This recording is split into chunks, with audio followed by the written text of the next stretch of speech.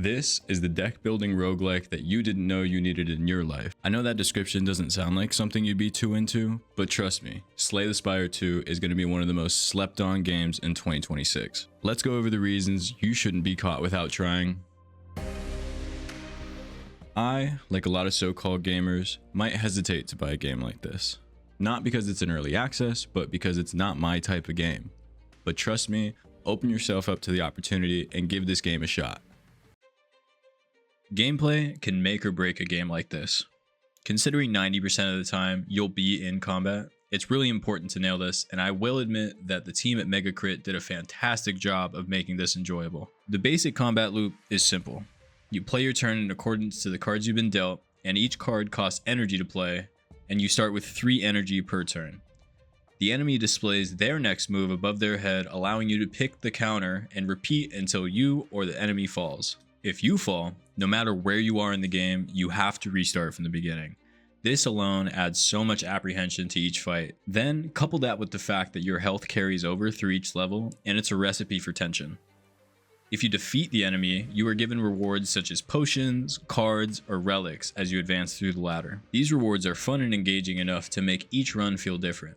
You might get a potion that gives you block for one turn, letting you narrowly escape a big attack from an enemy, or even just a potion that does 20 damage. Every character has specific cards that complement them, but there's also basic cards that are carried over for the most part. They just call them different things. The cards you get shape the run you're on. One run, you might get a bunch of cards that build stacks and allow you to unleash one devastating blow, but it takes a while to come online. Another one might allow you to hit a bunch of times, but each individual damage value is really small. These, coupled with the seed-based maps that you find yourself in, keep the game fresh and will continuously pull you back into the fray for more. I mentioned earlier that there's this addictive nature to how combat plays. Everything you do relies on getting a good pull from your deck, and you are constantly on the edge of your seat hoping for something good for the turn. You're always going to be chasing the high of the perfect hand. That one hand where everything falls into place and you deal a ridiculous amount of damage or block a massive attack. The opposite of that can also be said, and it's definitely frustrating when you're given a hand that doesn't help you in any way. Say you get a bunch of attack cards with no defense, but the enemy is about to hit you for 50 damage. You're gonna feel like you got slighted by the game, to the point where you might start thinking you're due for a win, which kind of gives this game a feeling of the highs and lows, almost like gambling, but it's not gonna cripple you financially. For the most part, the information that you need to make all these informed decisions during your turn, like relics and card abilities, are always readily available for you. This is super important for the new player, or even someone like me who just isn't used to a deck building game like this. Don't let simplicity fool you though. Just because a game is approachable does not mean it doesn't have depth. There are tons of decisions to be made each round, and you need to optimize your play per turn by using potions and drawing cards. There are cards that help you cycle through your deck, which cost energy, and these are super important for those times where the cards you're given just don't help the situation you're currently in. The game does do a good job of keeping these at a low cost.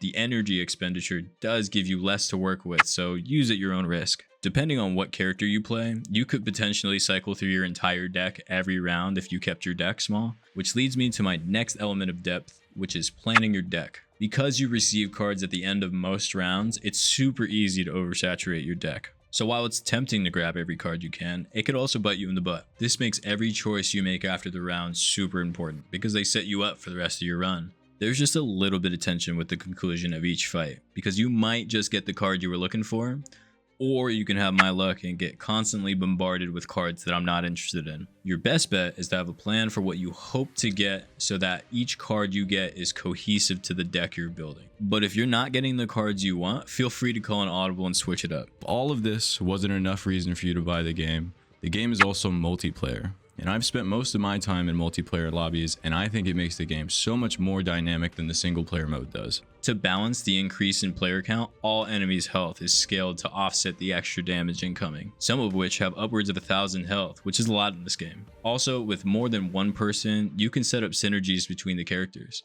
A very common one is using Ironclad to set up Vulnerable, which allows any of your teammates to do 50% more damage.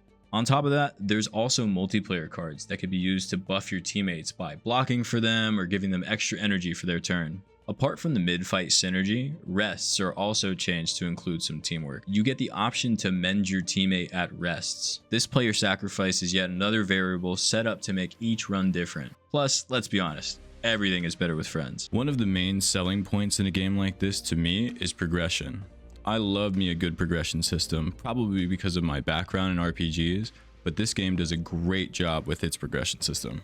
Progression is a really important thing to get right in a game like this. With its inherent endless nature, there's a need for something to strive for. Slay the Spire 2 does a really good job with this, especially in the early game, where you are constantly unlocking things. Relics are unlocked via completion of tasks like defeating a certain number of elites or leveling up your character. There are also 5 different characters you can unlock and play, and I'm really happy how they decided to do this. They could have made it super tedious and only unlock the next character upon successful run of the previous character, but thankfully they didn't do that. As long as you play one run with the previous character, you unlock the subsequent one. This allows you to devote time to the character you really enjoy, but also gives you a small taste of what is available with the other characters. Speaking of devoting time to one character, I highly advise in the beginning of your time with the game, pick one character you really like and stick with them. I've spent 80% of the game with Regent, and I think it just makes it so much easier to learn the game because you only have to learn it from one single perspective. On top of that, the more you play your character, the stronger they become. You will repeatedly earn cards that you didn't have available to you at the end of most runs, and this is where the game really opens up. The cards you unlocked from investing time into a character makes the character so much better. They give you cards that do ridiculous amounts of damage, tons of shielding, status cards, or even stacking cards. It makes run 1 look so boring compared to run 10. I'm also really big on when a game sells its identity to me through visuals. Games like Borderlands come to mind with its distinct look, and I think Slay the Spire is a franchise that gets this presentation right. You might be thinking to yourself, doesn't every game need to get this right? Well, this may be true.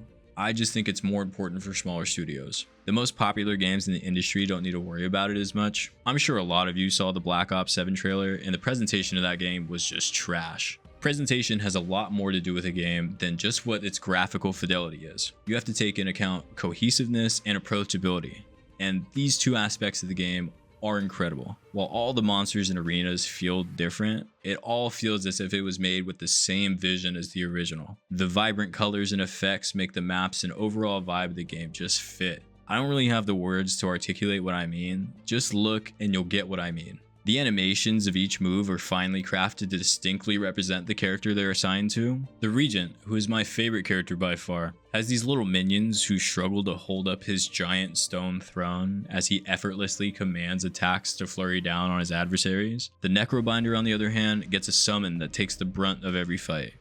The summoned hand impatiently taps the ground as he waits on his summoner's command. And these are just examples of the kind of life that Megacrit breathe into the game. It doesn't just stop at the playable characters. The enemies and the bosses have their own traits that make them distinctly different. The arenas you fight in, while typically just flat screens in the background, are distinct and fitting for the overall acts that they belong to. This game's excellent presentation continues with its display of information. With a game like this, there's always going to be a long learning curve, but this game does a really good job of keeping it as simple as possible. There are a lot of variables going on all at once that it could be a little overwhelming at sometimes. With that being said, I think Slay the Spire 2 does a great job of conveying that information. Things that affect you in the way you play are always readily available to the player without having to enter a menu.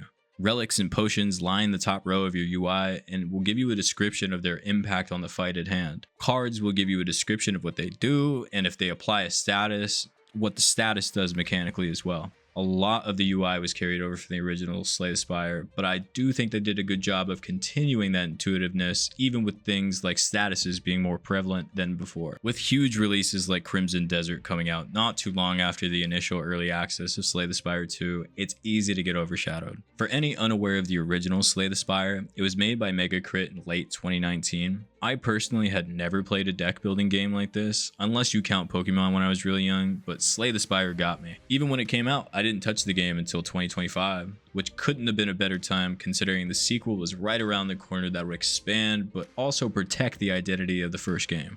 While no sequel is perfect, Slay the Spire 2 does a really good job of innovating their original formula. Characters that were previously in the game make a return, but they're different enough that veteran players will have to adapt to the new problems that arise. I'm typically pretty against buying early access games, especially nowadays, because it feels like developers will just put out a half-baked game, throw it in early access, and then never complete it. I'm happy to report that Slay the Spire 2 is the complete antithesis of that exactly. While the game is still missing small art assets, that's the extent of it. The game runs great, the gameplay is fun, and with art that feels inspired, it's hard to not see it as a full release. If any of this interests you, don't be left behind, pick this game up because it's going to be one of the best games of 2026.